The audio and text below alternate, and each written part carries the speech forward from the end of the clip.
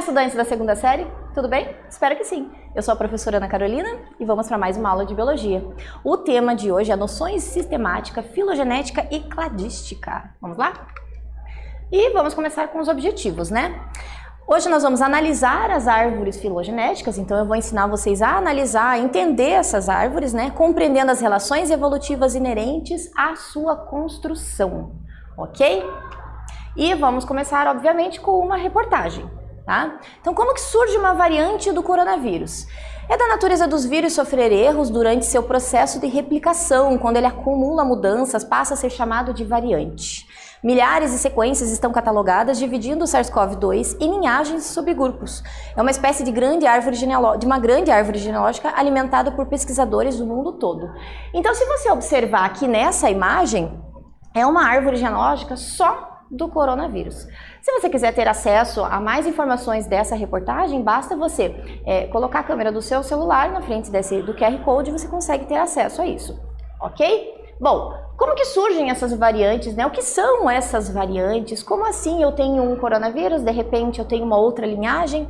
Bom, ao longo desta pandemia, nós já tivemos lá a variante ômega, nós tivemos a delta, né? Hoje a gente está na Ômicron. Então, são variantes que estão surgindo de um mesmo vírus, ou seja, ele vem sofrendo mutações. E para entender quais são essas mutações, quais são as alterações, é que os cientistas vão fazer justamente essa análise e vão montar essa árvore genealógica, ok? Bom, você já ouviu falar que espécie pode ser definida como um grupo de populações naturais, real ou potencialmente intercruzantes, que é reprodutivamente isolado de outros grupos de organismos. Tá? Mas será que essa é a única definição de espécie? Bom, é isso que nós vamos conhecer nessa aula. A gente vai conhecer outras, né, definições de espécie e como que são feitos, né, como que são montados essas árvores filogenéticas, ok? Então, começando pelo conceito da espécie, né? Então, nós temos o conceito evolutivo, tá? Que é uma única linhagem de populações ancestrais descendentes, que é distinta de outras linhagens e que tem sua própria tendência evolutiva e contingência histórica, né? Então, vai depender das características, né, desse ser vivo, quais características que ele vem apresentando ao longo, né, das gerações. Certo? E o conceito ecológico, uma linhagem que ocupa uma zona adaptativa diferente daquela de outras linhagens na sua área de distribuição e que evolui separadamente de todas as linhagens fora dessa distribuição. Então, digamos que tinha lá um ser vivo, um ancestral, e houve uma barreira geográfica, ou seja, uma montanha, uma escala de montanhas que surgiu depois de muitos terremotos e acabou separando essas espécies. Certo? E ao longo de várias gerações elas foram sofrendo modificações, cada uma na sua região, ok? Então cada uma, a partir de um dado momento, será definida como uma espécie diferente, ok? Bom, o conceito filogenético que né? É o menor agrupamento diagnosticável de um conjunto de organismos dentro do qual há um padrão parental de ancestrais e descendentes. Então, quando a gente observa essa imagem aqui, né, é possível ver que tem vários grupos de indivíduos e seres vivos e tem características, né, que vão separando um deles, mas todos eles se juntam numa linhagem geral, né, que é aquele ancestral em comum, né? A partir desse ancestral comum, depois de várias gerações, é que foram surgindo outros seres vivos, né? Outras espécies com características diferentes, ok? Então, a filogenética, né? Os sistemas de classificação, eles são baseados na filogenia, né? Então, organizam as espécies ou outros grupos, né? De forma a refletir nessa compreensão de como que elas evoluíram a partir dos seus ancestrais comuns. Então, você pode ver aqui, nessa imagem da bilateria, né? A simetria bilateral que você divide o ser vivo em duas partes iguais, tá? Dentro desse grupo, a gente tem diversos outros grupos de seres vivos com características levemente parecidas, ou não tanto, né?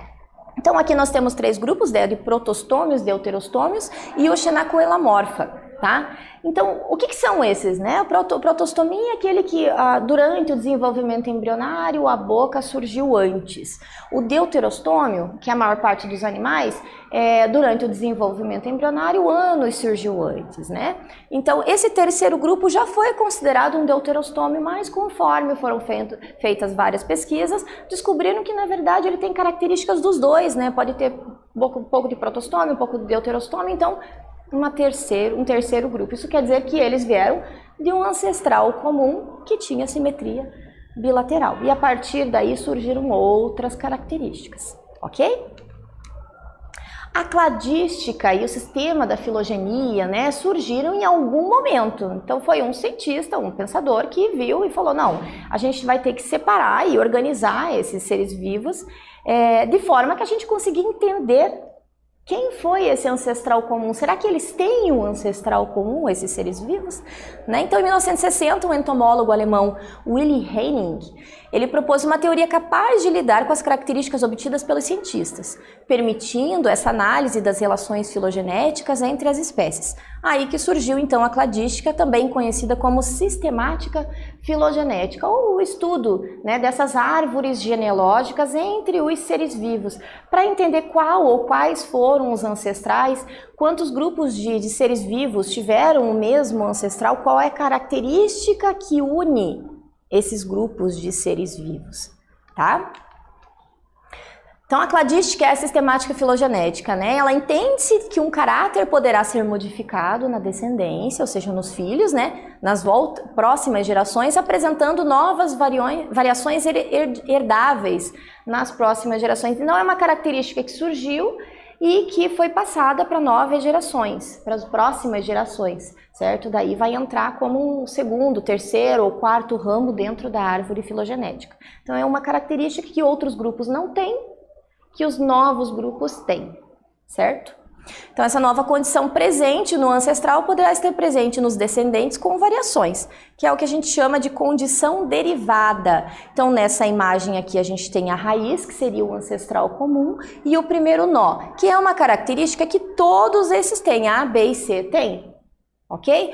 Porém, o A e o B é que vão ter esse outro nó, essa outra característica. O C já não terá.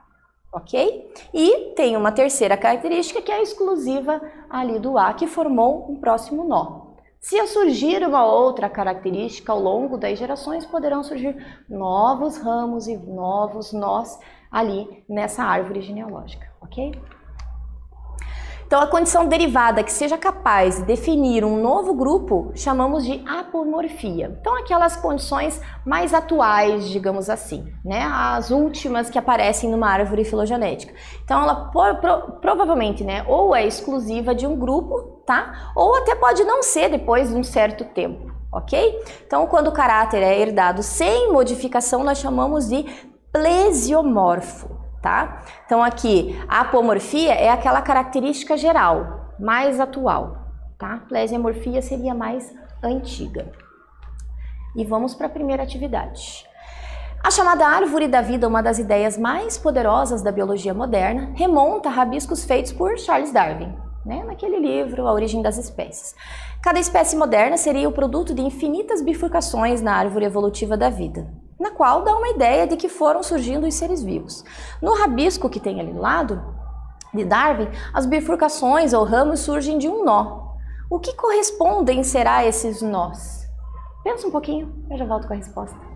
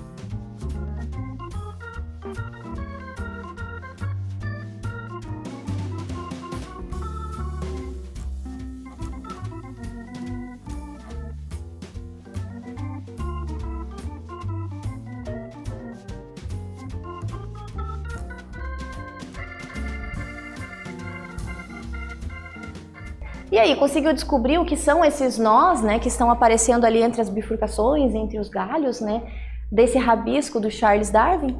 Bom, se você falou, né, se você pensou que esses nós são essas características, né, a ruptura entre uma característica que era exclusiva do grupo e de repente outro grupo começou a ter, né? Então os nós correspondem a pontos onde ocorreu algum evento que provocou essa ruptura, né, essa coesão de certa população, podendo iniciar um processo de especiação. O processo de especiação é quando uma espécie ela vai tendo novas gerações, filhotes, né, com uma característica que outras que seriam da mesma espécie não tem mais, né? Como eu citei o exemplo da barreira geográfica, né, da cadeia de montanhas. Ao longo de várias gerações vão surgindo umas características tão diferentes, né? E essas começam a predominar e aí vai surgir sim um ramo na árvore filogenética, ok? Como que é esse método filogenético, né? Então, na sistemática filogenética, o que nos interessa são os caracteres derivados de um estado ancestral, os apomórficos, né? Que são aqueles mais atuais, mas que vieram lá de trás de algum ancestral comum. Então, observa o roedor ali do lado, né, à esquerda, ele será o nosso ancestral comum. Então, vamos acompanhar a construção de uma árvore filogenética justamente deste roedor, tá? Mas como que a gente vai identificar, né, cada característica? Vamos analisar ele como um exemplo. Tá? Então, ó, vamos começar com uma árvore com nenhuma característica marcada, certo? E o nosso ratinho é o ancestral comum de um grupo fictício, né? Então, ela está mostrando uma árvore de um grupo fictício, a gente não tem essas informações, e tem as letras A, B, C, D e E, que estão representando as espécies atuais, que a gente imagina que sejam, né, tenham herdado características desse ancestral comum, tá? A base ou a raiz da árvore é o grupo ancestral comum deste grupo, tá? Então agora vamos imaginar que algum tempo depois que essa espécie A, ali nessa árvore, ela se separou, levando as outras espécies B até E a uma nova característica que surgiu na linhagem B. Então, essa característica é a cauda felpuda. Então, a gente tem um ancestral comum, que é o nosso ratinho, né? Todos eles são ancestrais esse ancestral comum, porém, a partir das espécies B até a E, surgiu a cauda felpuda. Isso quer dizer que todos eles terão a cauda felpuda, com exceção da espécie A, ok? Imagine que uma nova outra, né, característica apareceu. Vamos imaginar que é a característica de orelhas grandes. Então tinha cauda felpuda, agora orelha grande. Porém, o B não tem. Então ela surgiu a partir da espécie C, né? Espera-se que as espécies C, D e E apresentem essas orelhas grandes. Então, na construção, né, dessa filogenia, a gente pegou o ancestral comum, todos eles são ancestrais desse rato. A cauda felpuda surgiu mais ou menos nesse momento, e de B, todas as espécies de B até E possuem a cauda felpuda. Um tempo depois dessas espécies B, algum filhote nasceu com orelhas grandes e essa orelha grande acabou predominando, entre outras, né, nesses grupos aqui. Então, as espécies C, D e E possuem também essa orelha grande, ok? B e A não tem. A partir da C que vai ter, tá? Então, surgiu, né, um novo nó ali nessa árvore filogenética, ok?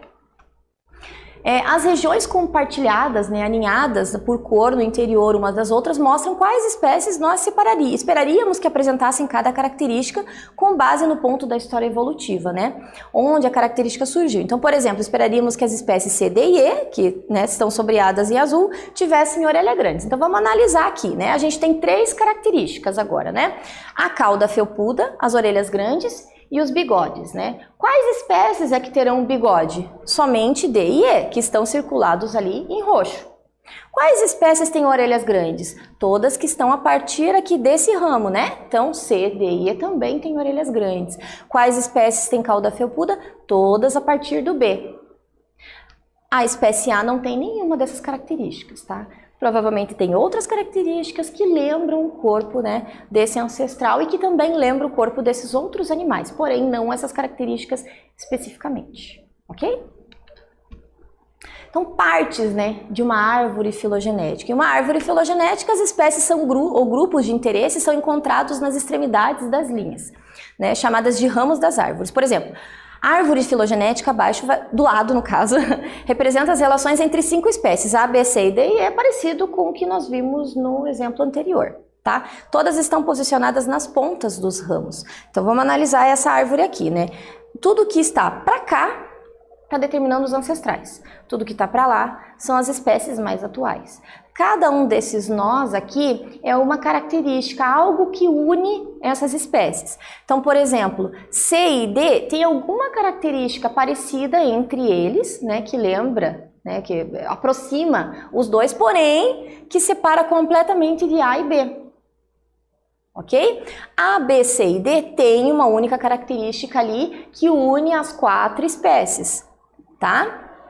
E aqui é uma característica mais antiga, né? Aquela ancestral comum entre todos eles, ok? Isso a gente está dando um exemplo hipotético, certo? Mas que pode ser aplicado, por exemplo, no reino dos animais, das plantas, etc. Né? A gente pega um exemplo, uma espécie de lobo e cachorro, por exemplo. Como que a gente sabe, né, que eles são parentes, são primos, né? Primos entre aspas, né? Tem algum tipo de parentesco. É porque eles tiveram um ancestral comum. Então, como se fosse o C e o D, fosse ali o C o cachorro, o D o lobo. Então, eles tinham um ancestral comum e a partir desse ancestral surgiram características ali que são bem parecidas entre eles, tá? Tanto é que mais de 90% do DNA do lobo é parecido com a do cachorro, ok? Então, partes, né, dessa árvore, cada ponto da ramificação ou nó representa um evento de divergência. Então, é aquela característica que surgiu e que foi passada para os próximos, né, descendentes, que acabou virando uma característica exclusiva ali daquela espécie, tá? Então, separando em 2 grupos descendentes. Em cada ponto da ramificação fica o mais recente ancestral comum de todos os grupos descendentes deste ponto em diante. Então, aqui seria a raiz, né, um ancestral comum entre todos eles, tá? Aqui nós temos um ancestral comum entre A, B, C e D, porém o E já está separado, ok? Aqui nós temos um ancestral comum entre A e B e um ancestral comum entre C e D. Entre essas espécies ali, pode ser de animais, pode ser de fungos, pode ser do coronavírus, ok? E as representações, né? Para essa árvore filogenética, a gente tem várias representações. Se a gente for colocar, por exemplo, no nosso dia a dia, a gente costuma fazer a árvore genealógica da família. Então tem lá a criança, os pais, né? Os pais dos pais e assim sucessivamente, né? Se você começar pela criança, a árvore, ela vai ficar de cabeça para baixo. Se você começar, né, pelo ancestral comum, ela vai ficar ao contrário. Mas seria parecido com essas árvores que a gente está vendo aqui, né? Essas relações filogenéticas, esses cladrogramas, né, que a gente está vendo. Então, um cladograma ele pode ter várias formas de representação. Tá? As mais comuns, a que a gente mais encontra na literatura, nos livros de biologia, na internet, em sites, etc., são esses modelos aqui, né? Esse A, B e C. São os modelos mais comuns, que são chamados de dendrograma, cladograma. Tá? Mas nós temos um outro tipo que se assemelha mais com uma árvore, né? Que é o dendrograma filograma, que também tem as ramificações, mas o desenho em si lembra mais uma árvore. Uma árvore por quê? Porque ela vai ter o tronco e a partir desse tronco central surgem os ramos, né? Essas ramificações que são as espécies, né? As características que estão separando as espécies do seu ancestral, daquele ancestral mais antigo, ok? E vamos para uma atividade mão na massa. Considerando apenas as imagens dos pokémons abaixo, preencha a tabela de características e faça o cladograma filogeneticamente mais correto. Então a gente vai preencher essa tabela e depois, né, elaborar uma árvore filogenética, tá? Considere que o Voltorb, que é esse primeiro aqui, é o ancestral comum entre eles e que ele é capaz de produzir eletricidade, ok? Quem conhece Pokémon, se você conhece Pokémon, você sabe que todos esses aqui, eles emitem, né, eletricidade de alguma forma. Então, já dá para ter uma noção, olhando nos desenhos ali, inclusive, as características dele. Então, no quadro nós temos os elétricos, a gente tem a questão de membros, observe quantos membros cada um deles tem. A postura bípede que fica de pé, né, quadrúpede é aquele que fica andando pelas 4 patas, tá? Se possui asas ou penas. Marque as informações e depois tente montar a árvore filogenética. Pensa um pouquinho e já volto com a resposta.